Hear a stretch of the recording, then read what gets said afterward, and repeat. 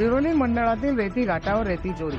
घाटंजी तालुक्यातील शिरोली मंडळातील अडाण नदीच्या घाटावरून वाळू चोरी होत आहे। मागील अनेक दिवसापासून कापसी, कोपरी, उंदरणी, कोळी गावाजवळी अडाण नदीच्या काठावरून ट्रॅक्टरने, टिप्परने वाळू चोरून नेत आहेत। त्यामुळे रेती घाटावर नदीपात्रात मोठमोठे गड्डे पडले असल्याने त्या घाटावर जाणाऱ्या शेतकरी व मजूर वर्गात भीती निर्माण झाली आहे। संबंधित मंडळ अधिकारी तलाठी रेती तस्करावर दुर्लक्ष करत आहे का, असा प्रश्न परिसरातील शेतकरी, शेतमजूर विचारत आहे। या तिन्ही गावातील नदीपात्रात मोठमोठे गड्डे पडल्यामुळे मासे पकडण्यासाठी जाणारे तसेच शेतकरी, शेतमजूर यांच्या जीवाला धोका निर्माण होण्याची शक्यता नाकारता येत नाही। विशेष बाब म्हणजे रेतीचे वाहन भरण्यासाठी अंदाजे 2 ते 3 तास लागते।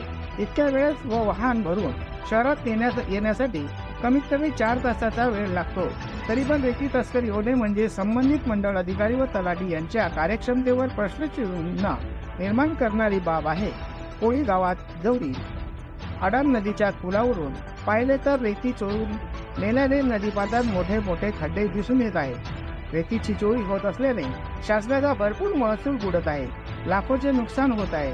वरिष्ठ अधिकारी यांनी चौकशी करून दोषीवर कारवाई करावी अशी मागणी परिसरातील नागरिक करत आहेत।